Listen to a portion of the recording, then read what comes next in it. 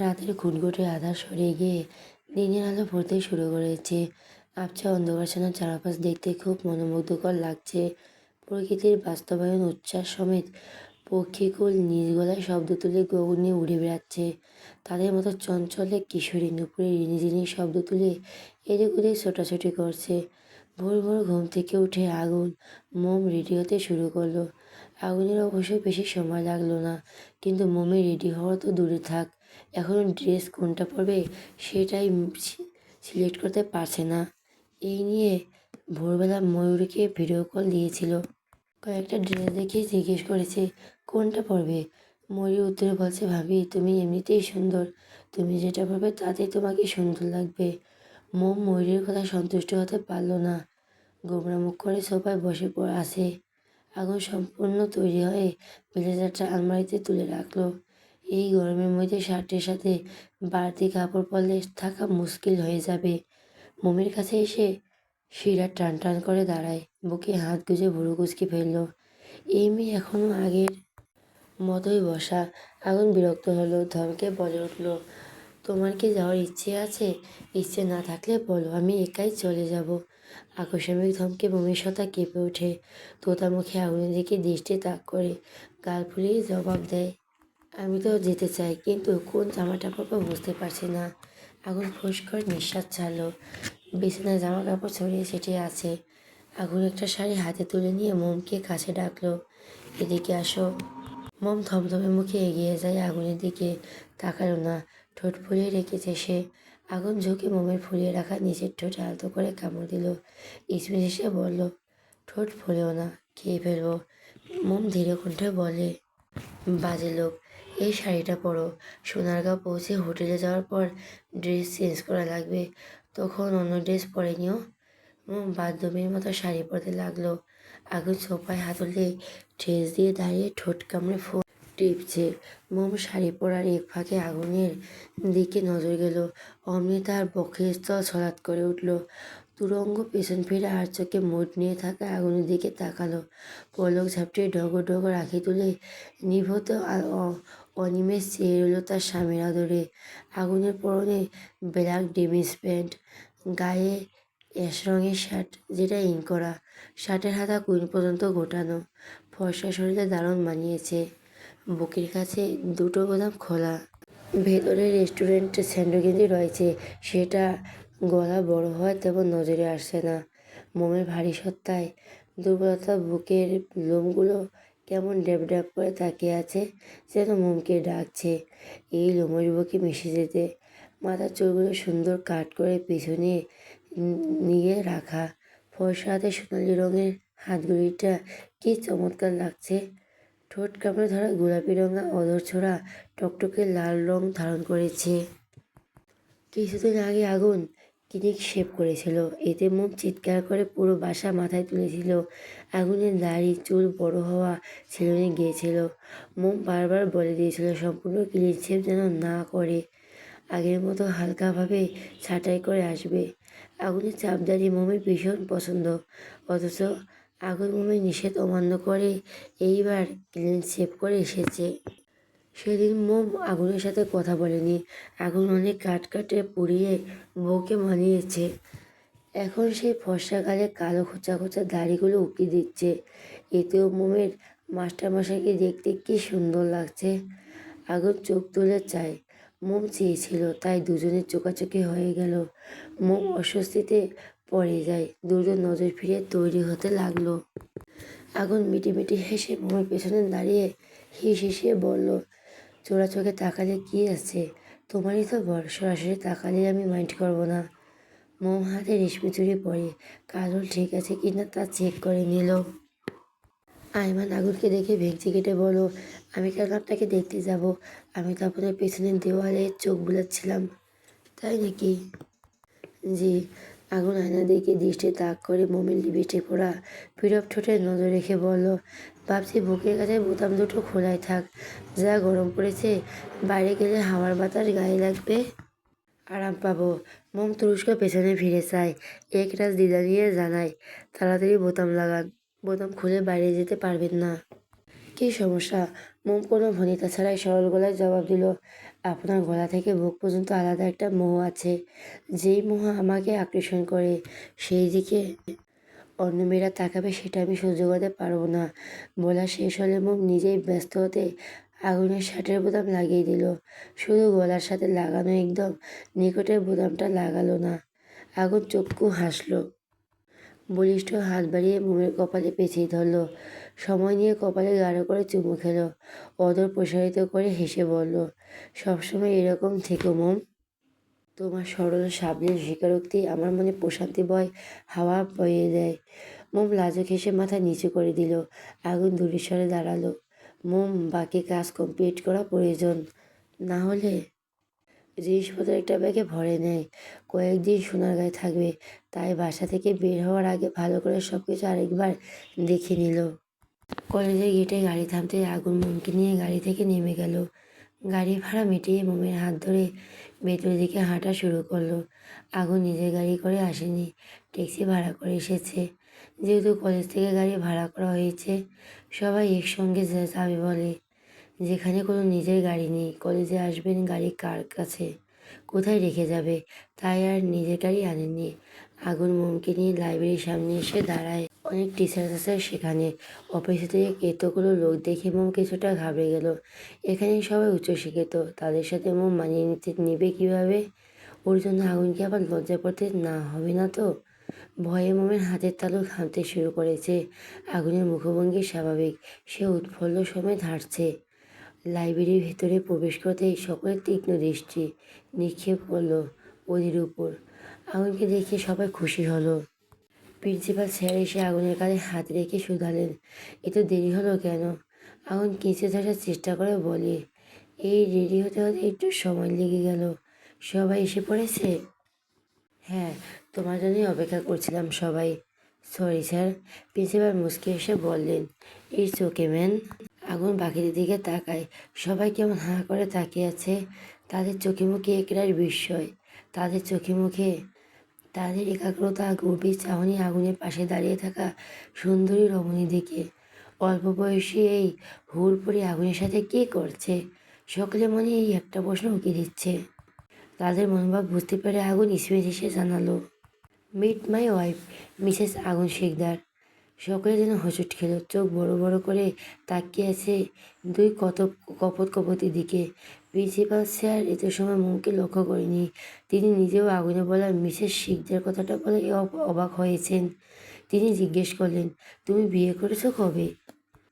কোথায়, আমাদের তো জানালে না। আসলে স্যার তেমন কাউকে বলতে পারেনি। স্যাডেনলি বিয়েটা হয়ে গিয়েছিল। আমাদের বিয়ে প্রায় 1.5 মাস হয়ে গিয়েছে। আগুন একে একে সবার সাথে মোমকে পরিচয় করিয়ে দিল। সবাই আন্তরিকভাবে সাথে অনেক কথা মোমকে জিজ্ঞেস করেছে, বিশেষ করে অন্য প্রফেসরের ওয়াইফরা। মোম শুধু বিনিময়ে হেসে মাথা নাড়িয়েছে। এই কি আপনার এই পছন্দের মানুষ, যার কথা সেদিন রেস্টুরেন্টে বলেছিলেন? আগুন শান্ত কণ্ঠে জবাব দিল, হ্যাঁ। রাফি চৌরাশি উপহার দিয়ে, হ্যাঁ জিতেছ ভাই। আগুন ভুরু কুচকে ফেলল, বুঝতে না পেরে প্রশ্ন করলো, মানে? ভাবিকে দেখতে অনেকটা বাচ্চা বাচ্চা লাগছে। বয়স কত শুনি?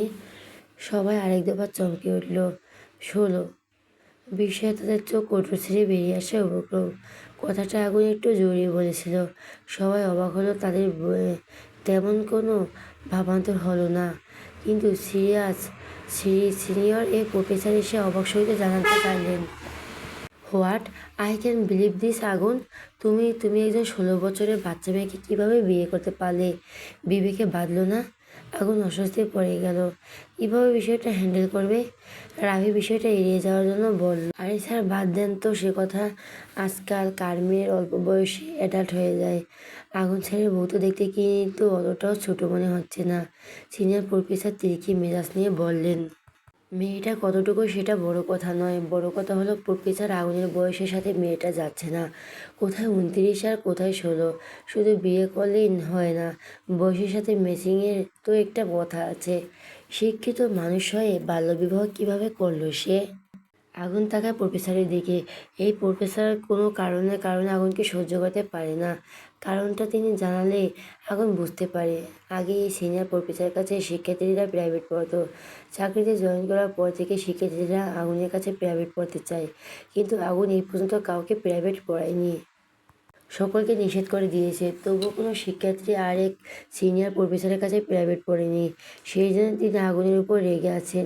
আগুন বুঝতে পারে না এতে আগুনের কী দোষ। হয়তো সেই রাগ এখন বাল্যবিবাহ নাম করে ঝাড়তে চাইছেন। আগুন ফোঁস করে তপ্ত শ্বাস টেনে রাগটুক গিলে নিল। কণ্ঠ খাদিয়ে নিয়ে ভারী গলায় বলল, কোথায় লেখা আছে শুধু অশিক্ষিতরা বাল্যবিবাহ করতে পারে আর শিক্ষিতরা পারবে না? আমাদের বিয়ে আগে থেকে ঠিক করা ছিল। আমার ওয়াইফ যদি আমাকে খুশি মনে মেনে নিয়ে সংসার করতে পারে, সেখানে আপনার কি সমস্যা? বুঝতে পারছি না। এই পর্যায়ে প্রফেসর কিছুটা দমে গেলেন, পাল্টার কথা বাড়ালেন না। ওনাকে এই কলেজে কেউ দেখতে পারেন না, না শিক্ষার্থী আর না অন্য কোনো প্রফেসর, এমনকি প্রিন্সিপাল স্যার ওনাকে দেখতে পারেন না। ওনার নামে অনেক শিক্ষার্থী অভিযোগ জানিয়েছেন। প্রফেসর ক্লাসে পড়া সঠিকভাবে না বুঝে বারবার প্রাইভেট পড়ার তাগিদ দেন। বিষয়টা নিয়ে প্রিন্সিপাল প্রফেসরকে রাগারাগিও করেছিলেন। এই টপিক নিয়ে কেউ আর বাড়াবাড়ি করবেন না। এটা যার পার্সোনাল ম্যাটার। কলেজের মাঠে গাড়ি দাঁড়িয়ে আছে, সকলে নিজেদের সিটে গিয়ে বসে পড়ুন। মোমকে জানালার পাশের সিটে বসিয়ে সাথে সিটে আগুন বসলো। আগুন আগে থেকে বলে রেখেছিল জানালা বরাবর ডাবল সিট লাগবে তার, নিজের জন্য তার কোমলমতির জন্য। বড় বড় একটা বাস গাড়ি ভাড়া করা হয়েছে। গাড়িটা দুতলা বিশিষ্ট। যারা এসেছে তাদের মধ্যে কাপড় হচ্ছে 8 জন আর বাকিগুলো সিঙ্গেল। আগুন দ্বিতীয় তলায় মোমকে নিয়ে বসেছে। মূলত কাপড় যারা, তাদের সকলের সিট দ্বিতীয় তলায়। আকাশ এখন বেশ পরিষ্কার। ইতিমধ্যে সূর্যের কিরণ পৃথিবীর বুকে হানা দিয়েছে। রাতের অন্ধকার সরিয়ে নিজের দীপ্তি ছড়িয়ে দিয়েছে ধরণীর বুকে। গাড়ি চলতে শুরু করেছে তার নিজ গতিতে। মোম শাড়ির সাথে হিজাব বাঁধেনি, ক্লিপ দিয়ে ফুলের মতো করে খোপা করে বেঁধেছে। গাড়ি চলার সাথে সাথে মোমের কানের দুল সামনে পিছিয়ে দুলছে, আর একটু ভালোই সাজগোজ করেছে। আগুন নিজে মোমকে সাজিয়ে দিয়েছে, শুধু লিপস্টিক গাঢ় করে দিতে দেয়নি, সেজন্য হালকা করে দিয়েছে। মোম পাতলা ঠোঁটে মনোমুগ্ধকর হাসি ঝুলিয়ে বড় বড় আঁখি তুলে চারপাশে অবলোকন করছে। আগুন সেই রাঙা ঠোঁটের হাসির দিকে মুগ্ধ নয়নে তাকিয়ে আছে। তার নববধূর কাজল কালো চোখের মায়া আটকে যায়, যেন ক্ষণে ক্ষণে। চোখ দুটো স্থির লোচনে মনোনিবেশ করলো। মোমের পীড়ক ঠোঁট। বাকি কাপড়রা নিজেদের মধ্যে কথা বলছে, হাসাহাসি করছে। তাদের সকলের কথা আগুনকে নিয়ে। সে আসার পর থেকে তাদের দিকে ফিরেও তাকাচ্ছে না। আর সকল মনোযোগ শুধু বইয়ের দিকে। এসব নিয়ে তারা কথা বলছে। আগুনের এক কলিগ হাঁক ছেড়ে ডাকলো, প্রফেসর আগুন, আমাদের দিকে একটু নজর দিলেও তো পারেন। মোম তাকায় সেদিকে, দেখতে পেল ওদের দিকে চেয়ে আছে সবাই মিটিমিটি হাসছে। মোম লজ্জায় কুঁকড়ে গেল, কারণ আগুনের নজর এখনো মোমকেই তালাবদ্ধ। মোম কটমট করে আগুনের হাতে চিমটি কাটলো। আগুন মৃদুস্বরে বেতাতুর শব্দ তুলল। কণ্ঠ খাদিয়ে নিয়ে রাশভারী গলায় জিজ্ঞেস করলো, কি হয়েছে? আমার দিকে তাকিয়ে আছেন কেন? দেখছেন না সবাই দেখছে। কেউ একজন আপনাকে পেছন থেকে ডেকেছিল, শুনতে পাননি? মোম চিবিয়ে চিবিয়ে বলো, শুনবেন কী করে, মন কোথায় থাকে আপনার? আগুন মাথা নিচে ঝুঁকিয়ে মোমের কানের কাছে মুখ নিয়ে হিসিয়ে বলল, আমার সকল ধ্যান তোমাকে নিবদ্ধ। দূরে সরুন, সবাই তাকিয়ে আছে। আগুন সরল, পিছনে ফিরে মুচকি এসে জানতে চাইল, জি কেউ ডেকেছিলেন? আগুনের কলিগ রসিকতার গলায় বলল, তোকে ডেকে তো ছিলাম, তবে আমার মনে হয় না আপনি আমাদের কথা শোনার মতো পরিস্থিতিতে আছেন। কেন শুনবো না আপনারা বলুন? না থাক, ভাবির সাথে সময় কাটান, লং জার্নি তো, পরে টায়ার্ড হয়ে যাবেন। টায়ার্ড হওয়ার আগ পর্যন্ত এনজয় করুন। পাশ থেকে লোকটার স্ত্রী ধমকে নাক ঝামটি মেরে বলে উঠল, মিস্টার আগুন তো আর তোমার মতো রসহীন কাঠখোট্টা মানুষ না যে বউ রেখে অন্যদের সাথে আজাইরে আলাপ করবে। ওদের দেখলে প্রাণ জড়িয়ে যায়। গাড়ি ঝাঁকুনি দিচ্ছে না, তবু কি সুন্দর বউয়ের কাঁধে জড়িয়ে এক হাতে আগলে রেখেছে। আর তুমি আমাকে আগলে রাখা তো দূরের কথা, আমি পাশে বসলে তোমার চুলকানি উঠে যায়। বলি আগুন স্যারকে দেখে কিছু শেখো। প্রফেসর মুখটা নিমেষে চুপসে গেল। মোম ফিক করে হেসে ওঠে। আগুন ঠোঁট কামড়ে হাসে। বাকিরা শব্দ করে হেসে ওঠে। আগুন হাসি মুখে ভরাট কণ্ঠে বলল, ভাবি আজকে অত্যন্ত রাগারাগি না করে ভালো, আনন্দটা মাটি হয়ে যাবে। আজ আমরা কাউকে হতে দেব না। সবাই তার নিজস্ব জায়গায় নিজস্বভাবে সুন্দর। তাছাড়া আমার বউটা একদমই বাচ্চা, ওর সাথে তো আপনার কম্পেয়ার করলে চলবে না। কলিগের বইয়ের মুখটা অন্ধকারে ছেয়ে গেল। আগুনের কলিগ হো হো করে হেসে উঠল। একদম ঠিক হয়েছে তাকে খোঁচা দিয়ে কথা বলা। কলিগের স্ত্রী বিরক্ত হলো, মুখ ঘুরিয়ে অন্যদিকে চেয়ে রইল। বাকিরা বেশ মজা নিচ্ছে। আগুন ঘাড় ঘুরিয়ে পুনরায় সামনে তাকালো। মোম ঠোঁট চেপে হাসছে। হাসির সাথে গাল দুটো কেমন ফুলে আছে। আগুনের ইচ্ছে করছে ওই ফর্সা রক্ত বা ফোলা গালে কুটুস করে কামড় বসাতে, কিন্তু সেটা তো সম্ভব না। জায়গা এবং পরিস্থিতি দুটি এখন প্রতিকূলে। এদিকে আগুনের বুকে ঝড় বইছে। ইচ্ছে করছে এক্ষুনি বুকের ভেতর জাপটে ধরে অশান্ত হৃদয়কে শান্ত করতে। মোমের ঝনঝনে হাসিটা চিরস্থায়ী হলো না। আগুনের হাক্কি স্বরে বলা কথাটা ধপ করে নিভে গেল। আগুন বলল, এত হেসো না, আমাকে জ্বালিয়ে দিব্যি হাসা হচ্ছে। হোটেলে একবার ফিরতে দাও, এই হাসি আমি যন্ত্রণার কারণ বানিয়ে ছাড়বো। সোনারগাঁও, যা বাংলাদেশের নারায়ণগঞ্জ জেলায় অবস্থিত, মূলত একটা ঐতিহাসিক স্থান এবং নগরী। ওখানে কোনো বড় পাহাড়ি এলাকা নেই, কিন্তু আশেপাশে কিছু অঞ্চল, ছোট বড় কিছু গ্রামীণ জনপদ এবং প্রকৃতির সৌন্দর্য রয়েছে। সোনারগাঁয়ের কাছে পদ্মা নদী রয়েছে, যা এখানে অসাধারণ দৃশ্য তৈরি করে। নদীর পাড়ে বসে প্রাকৃতিক শান্তি উপভোগ করা যায়। এখানে অনেক প্রাচীন স্থাপন রয়েছে, যেমন সোনারগাঁ জাদুঘর, শাহী মসজিদ, যা প্রাচীন বাংলার সংস্কৃতি এবং ঐতিহ্য প্রদর্শন করে। সোনারগাঁয়ের আশেপাশে কিছু গ্রামে ছোট ছোট বাগান এবং পিকনিক স্পট রয়েছে, যেখানে গাছপালার ছায়ায় বসে সময় কাটানো যায়। সোনারগাঁয় শিক্ষকদের গেট টুগেদারের জন্য একটি অসাধারণ স্থান। একটি সুন্দর পরিবেশ, আরামদায়ক থাকার ব্যবস্থা এবং বিভিন্ন বিনোদনের সুযোগ ভরপুর। দীর্ঘ সময় পর গতিময় বাসটি গাড়িতে এসে থামল তার নির্দিষ্ট গন্তব্যে। এই গরমে লং জার্নি করার সকলে ভীষণ ক্লান্ত। মোমের বাসে চড়া অভ্যেস নেই। ভাগ্য ভালো আজকে বমি করেনি। আগুনের কাঁধে মাথা রেখে কিছুক্ষণ ঘুমিয়েছিল। আস্তে আস্তে সকলে গাড়ি থেকে নেমে পড়ল। আগুন এক হাতে ব্যাগ নিয়ে অন্য হাতে মোমকে আগলে সাবধানে বাস থেকে নামলো। মোমের আবার ঘুম পাচ্ছে। জবরদস্তি নয়নজোড়া খুলে রাখার আপ্রাণ চেষ্টা করছে। ডুলু ডুলু চোখে চেয়ে আগুনের সাথে পা চালাচ্ছে।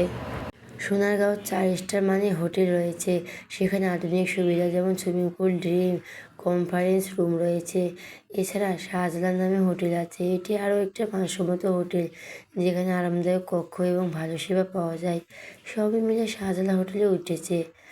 সোনারগাঁয়ের স্থানীয় ট্যুর কোম্পানির সকল প্যাকেজ ট্যুরের ব্যবস্থা করা হয়েছে।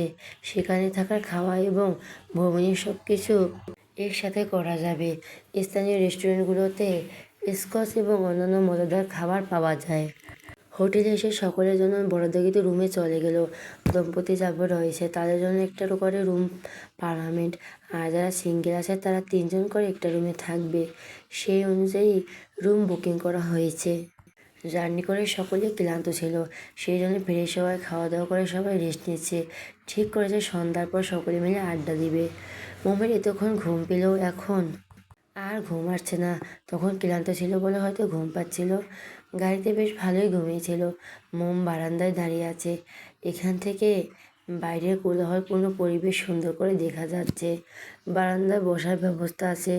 মোম চেয়ার টেনে বসে পড়ল। গালে এক হাত ঠেকিয়ে তাকিয়ে থাকলো অনিমেষ। আগুনের চোখে ঘুম ধরা দিয়েছে। আনমনে পাশে হাত রাখতে চমকে উঠল। এ কি, মোম কোথায়? এখানেই তো শুয়েছিল। আগুন দরজার দিকে তাকায়, দরজা তো বন্ধ, তাহলে মোম কোথায় গেল? আগুন উঠে বসলো, ঘাড় ঘুরিয়ে এদিক ওদিক নজর বোলালো। বারান্দায় কারো জর্জেট ওড়না হওয়ায় পুরকপে উঠেছে। চিন্তা অসুবিধা হলো না, এটা মোমের ওড়না। আগুন চোয়াল শক্ত করে এগিয়ে যায়। ছোট্ট ছোট্ট লোহার টেবিলে ধরাম করে হাত দিয়ে শব্দ তুলল। আকস্মিক শব্দের তোপে মোম কেঁপে ওঠে। তড়িৎ বেগে নজর ফেরায় সেথায়। আগুন রাগান্বিত হয়ে চেয়ে আছে। রাগের আভাস কতটা তীব্র সেটা আগুনের ঘন ঘন নিঃশ্বাস আর বক্ষস্থল ওঠানামার দরুন বুঝতে পারে। মোম শুষ্ক ঢোক গিলে উঠে দাঁড়ায়। হা করে কিছু বলতে চাইল, কিন্তু আগুন তার আগেই মোমের বাহু ধরে টেনে রুমে নিয়ে আসলো। মোমের হাত দুটো বিছানা চেপে ধরে ক্রোধান্বিত ভঙ্গিতে তাদের দাঁত চেপে আগুন বলল, আমাকে টেনশন দিতে খুব মজা পাও তাই না? ঘুমে আচ্ছন্ন হয়ে হেঁটে হোটেলের পর্যন্ত আসতে পারছিলে না, আর এখন ঘুমানোর জন্য বলেছি তখন তুমি চুপি চুপি উঠে বারান্দায় চলে গেলে, আমাকে একবারও বলার প্রয়োজন মনে করলে না। মোম ভীত নয়নে চেয়ে আতঙ্কিত গলায় বলো, ঘুম আসছিল না সেই জন্য উঠে পড়েছিলাম, তাছাড়া রুমেই তো ছিলাম, বাইরে তো আর যাইনি। আগুন চিৎকার করে উঠে ধমকে বলে, আবার মুখে মুখে তর্ক করছো? সাহস বেড়ে গিয়েছে, দিন দিন অবাধ্য হয়ে যাচ্ছ। কথা বলে গায়ে মাখো না, ডানা বেশি বড় হলে সেটা কাটতে আমার বেশ সময় লাগবে না।